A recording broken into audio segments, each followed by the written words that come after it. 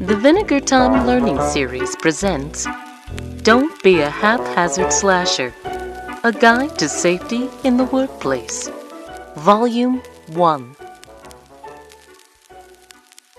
For optimal viewing, focus your projector now.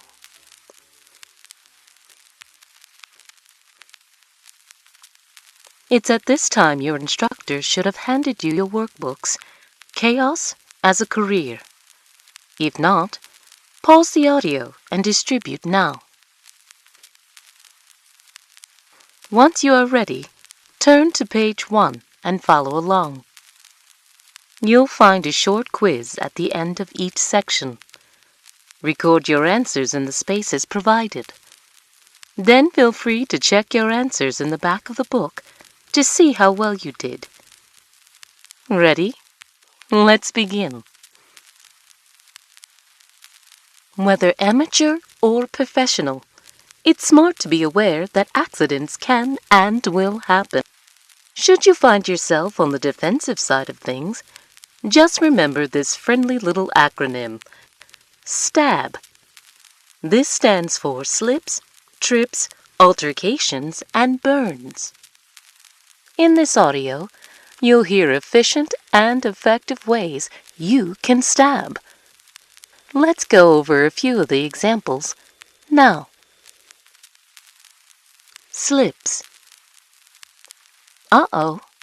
See that pile of blood in the corner? That's an accident waiting to happen. Messes like this are harmful enough during the day, but at night, they can be downright deadly. Cleaning up spills as they happen is a sound practice to adopt. Not only does it keep the area safe for future chases, but it has the added benefit of hiding all traces of previous slayings. And after all, what's a slasher without the element of surprise? Trips. In your pursuit, you're likely to cover a variety of precarious terrains. For example, a run through the forest can be an enjoyable experience, but it can also be fraught with peril. Do you know what's hiding under that pile of leaves? It's not the decaying remnants of your past excursions. Nope. It's a potential trip hazard. Tree roots may seem innocent enough when you're stationary, but when you're in the moment and on the go, it's easy to forget to pay attention to your surroundings. Let the ingenues run. Given their bad sense of direction, poor decision-making skills, and their natural imbalance due to their ample bus lines, it's inevitable that they'll take a tumble long before you will. So keep your pace slow and deliberate, reducing the risk of potential trips and falls. Remember, when you stab, you'll find there's no need to rush, because you're likely to catch them anyway. Altercations. The more imminent their demise, the scrappier your target may become. Booby traps are a creative way for your mark to express themselves while delaying the inevitable. While these activities add an element of fun and surprise, they can also lead to mishaps. Just look. That hatchet placed precariously above the doorframe is meant to split you in two the minute you open it. But look closely. Rusty. Not only do you face the risk of disembowelment, but a nasty case of tetanus too. Ouch! Scrapes, scratches, and bites all pose a risk of infection. Avoid them if you can. Treat them if you can't. Should you find yourself on the receiving end of an attack, the best thing to do is stay calm. If you find yourself shot, stabbed, or otherwise maimed, the best course of action is to just lie still. While it may seem counterintuitive, lying still gives your mark the impression that they have conquered the situation. And don't worry, Seldom do they check to see if you're actually still alive. Yes, it's a lot like playing possum, but a very effective tactic. When you're ready, simply wait for the cutaway to reveal your absence and resume the chase. Burns. Fire can be fun. You can cook with it, heat your home, or light your way with it in the dark. But it can also be dangerous, and the reason you don't show up in the sequel. Fire safety begins with fire awareness. While an unattended campfire can be a more obvious sign of danger, the real threat looms just out of sight. Flamethrowers and survivalists go hand in hand like hammer and nails. Should you find yourself in a situation where both are present, proceed with caution, as both can be highly volatile. Still, even the safest of assailants may find themselves in harm's way. If you find yourself in a quagmire such as this, just remember, stand and smolder. It's easy. Stand and smolder.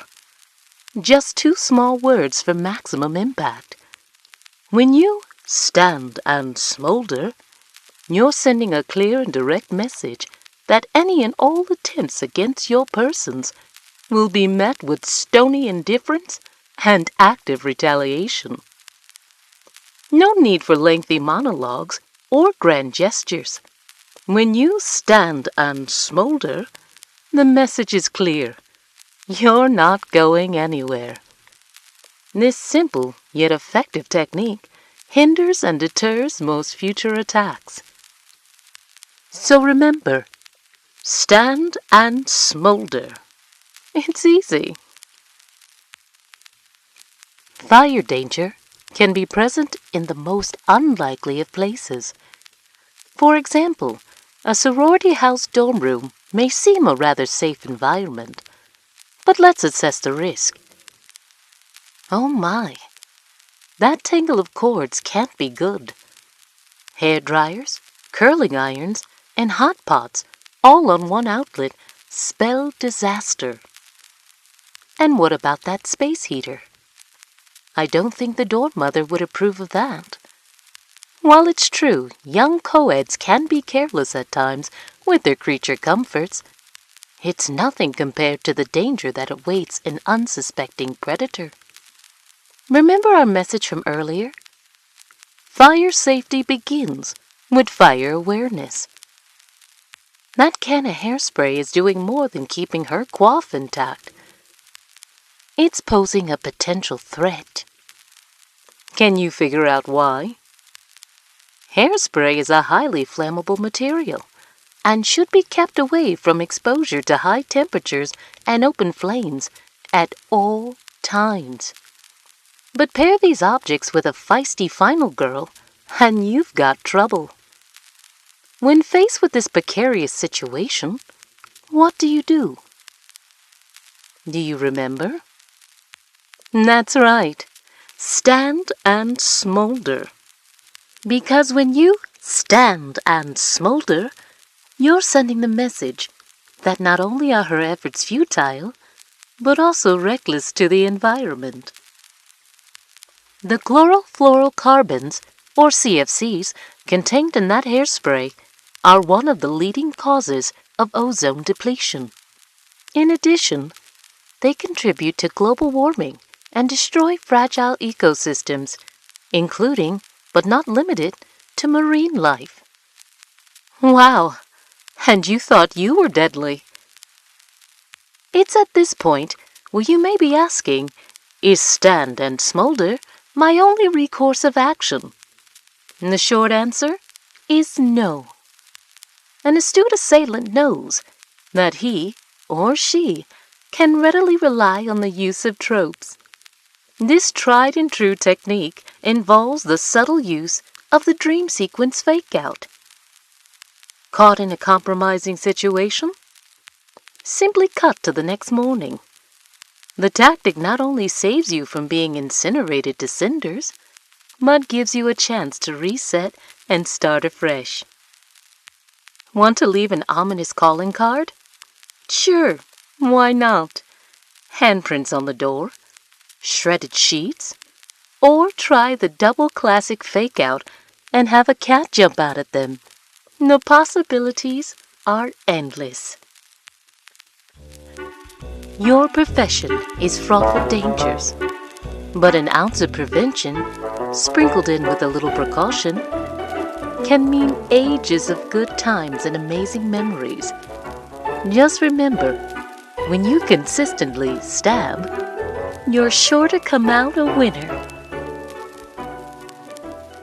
Turn to your workbooks now and complete the quiz at the end of this section.